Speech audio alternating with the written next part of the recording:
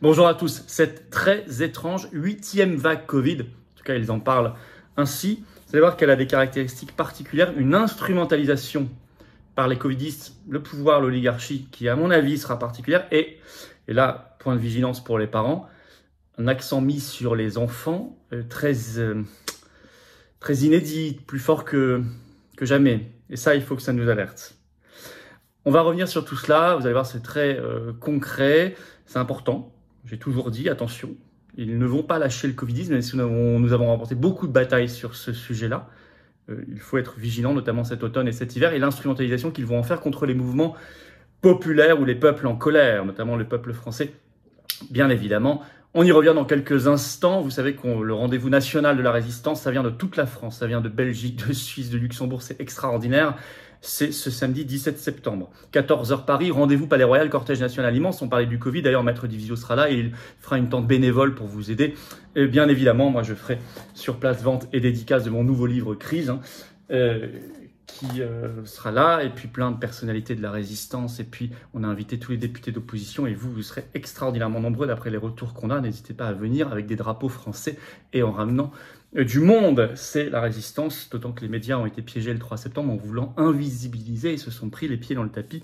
On verra comment ils gèrent cette fois-ci. Ce que je voulais vous dire également, c'est que on fera un direct ce vendredi 16 septembre à 18h, notez bien. Et il y aura la petite surprise concernant les 400 000 abonnés que nous avons dépassés. On en parlera à ce moment-là, c'est à 18h ce vendredi. Et il se trouve qu'il faut continuer de s'abonner à cette chaîne. C'est le petit bouton s'abonner en dessous, c'est un quart de seconde, c'est gratuit bien évidemment. Merci beaucoup à ceux qui l'ont fait récemment. Merci à ceux d'entre vous pas encore abonnés à cette chaîne qui vont le faire, parce que plus vous êtes abonnés, plus les algorithmes de YouTube mettent haut les vidéos et visibles. Or, on a besoin, notamment sur le covidisme et tout le reste, d'informer et de réinformer nos compatriotes pour en faire des résistants. Merci d'avance pour cet abonnement. Venez aux Patriotes, adhérez ou reprenez votre adhésion annuelle, je vous le demande très solennellement. Nous sommes un grand mouvement populaire, le premier mouvement souverainiste de France de défense de la paix et des libertés, c'est certain. Mais on est populaire, anti-oligarchie, donc on ne nous fait aucun cadeau. Il faut qu'on soit terriblement nombreux, notamment dans la rue, le 17 septembre, mais aussi aux Patriotes.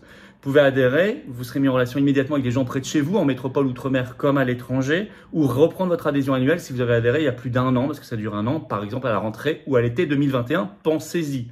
Dans tous les cas, on défend des belles valeurs, notamment nos enfants, notamment notre France indépendante, souveraine, notre liberté, notre justice sociale, nos services publics, une voix de la France libre, une humanité.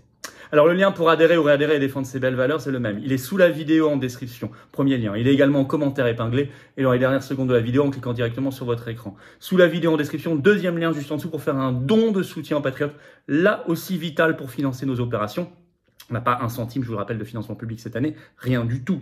Pas d'aide bancaire. Or, on fait, ça coûte cher, notamment le 17 septembre. Nous aussi, on est victimes de l'inflation. Les adhésions, les dons, les réadhésions sont défiscalisés pour vous aux 2/3. Les dons supérieurs à 500 € bénéficient de nouveaux avantages. Allez lire tout ça sur le site des Patriotes. Mais dans tous les cas, quel que soit le montant, c'est défiscalisé et c'est très efficace. Bravo donc aux donateurs et aux réadhérents. Bienvenue aux nouveaux Patriotes. Alors, Covid, cette très étrange 8e vague. Bon, ils insistent beaucoup sur les enfants, notamment de moins de 10 ans. Cette fois-ci, on va y revenir. Mais il y a aussi du positif.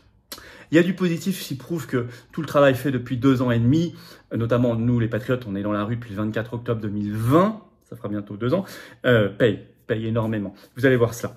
Alors, ceci dit, c'est soudainement l'alarme dans la presse. Et notamment aussi de la part du ministère de la Santé et du nouveau ministre François Braun. Bon, ainsi, il y a plein d'articles de presse.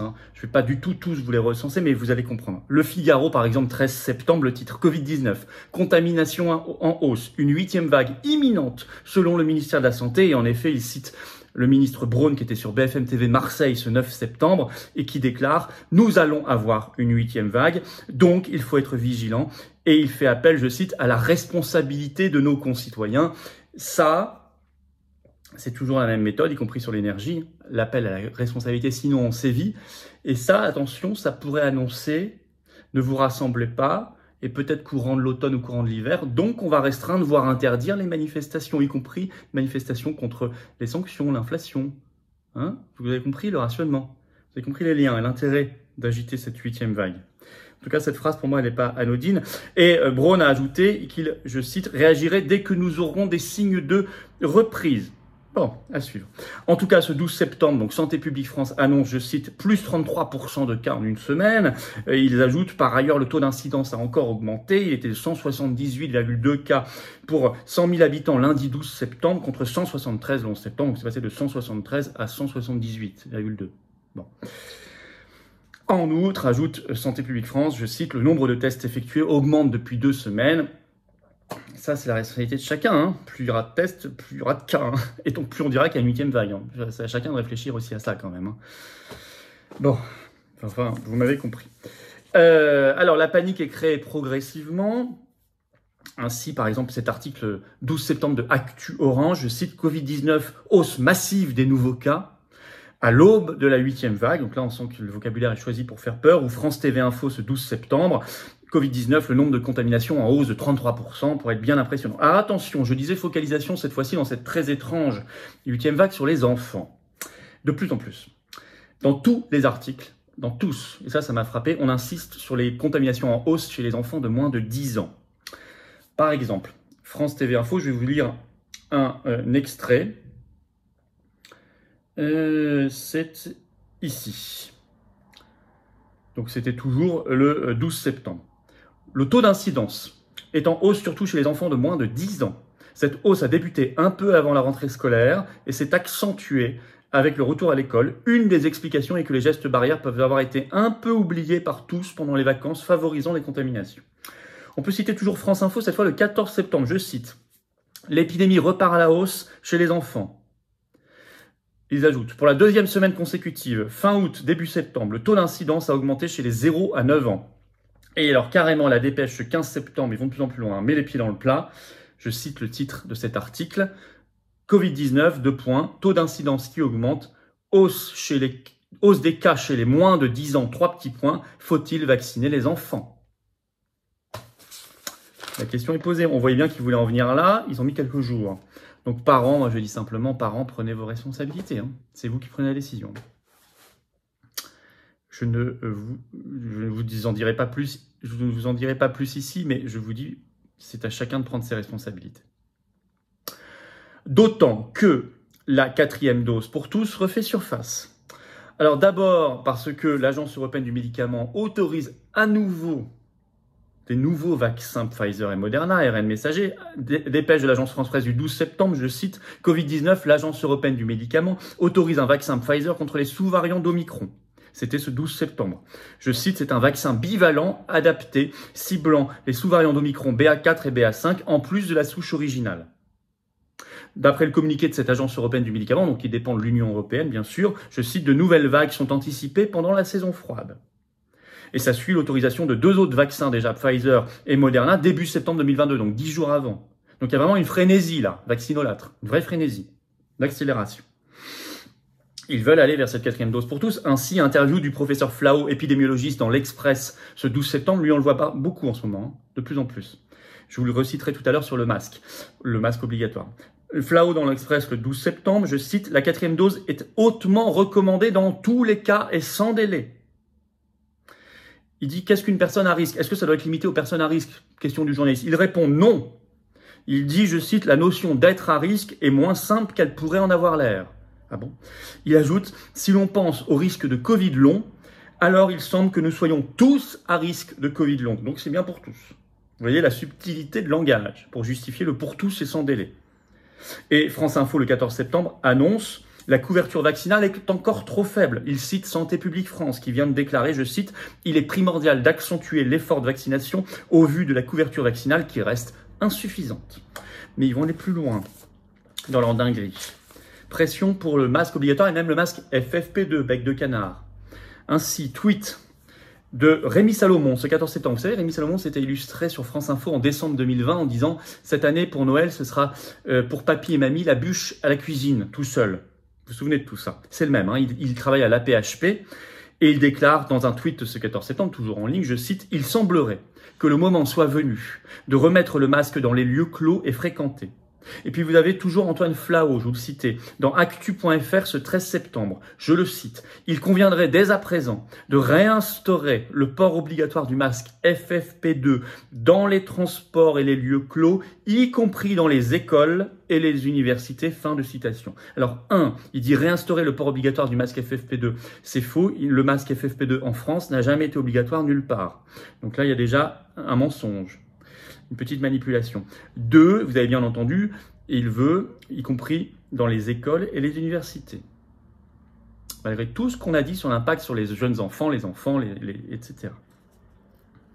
Et en plus, le masque FFP2 dans les transports, il est toujours obligatoire, je crois, au moins jusqu'au 30 septembre. Mais à mon avis, ce sera prolongé en Italie depuis des mois et des mois dans les transports publics. Et pourtant, l'Italie a eu exactement la même courbe épidémique que la France, je l'ai déjà expliqué. Donc ça veut dire que c'est une demande qui est anti-scientifique. Mais il y a du positif. Ils font plus qu'ils veulent. Le meilleur exemple en ce moment, c'est la Nouvelle-Zélande. C'est extraordinaire. Grosse surprise. Info tombée le 12 septembre. Je cite, « Levée du masque obligatoire dans les lieux clos en Nouvelle-Zélande et du pass vaccinal qui était nécessaire pour exercer certaines professions, notamment pour être soignant. » Donc fin de l'obligation vaccinale, y compris pour les soignants en Nouvelle-Zélande. Or, ça a été annoncé par leur Premier ministre Jacinda Ardern. Or, c'est une ultra, si vous la connaissez, hyper, ultra covidiste jusque-là. Donc, ils ne font plus ce qu'ils veulent. Ils sont obligés de céder. Et pour aller en Nouvelle-Zélande, elle a en même temps annoncé qu'il n'y aurait plus besoin ni de vaccin ni de test. Jusqu'ici, c'était obligatoire. Donc, elle supprime quasiment tout. Et ça, vous voyez, ça doit nous faire réfléchir et ça doit nous mobiliser dans la résistance. Toujours. En conclusion, attention à ce narratif de peur qui revient et à l'utilisation, bien sûr, de possibles restrictions face aux contestations sociales. Si nous sommes en colère face à l'inflation, par exemple, ou au rationnement énergétique, ou à la guerre entretenue par l'OTAN, l'Union européenne, etc., et qu'il y a des très gros mouvements, des grosses manifs, comme dès le 17 septembre, ils pourraient utiliser l'argument Covid pour restreindre des couvre-feux, interdiction de manifestation. Vous avez compris l'intérêt de ce narratif de la peur. 2, attention aux enfants, je l'ai dit, les labos n'ont pas lâché l'affaire, parents, prenez vos responsabilités. S'ils mettent le masque obligatoire, le retour du masque obligatoire, a fortiori FFP2, vous savez que ce sera sans des millions et des millions de Français qui diront cette fois c'est sans moi, c'est sans nous. Nous lancerons le mouvement sans nous.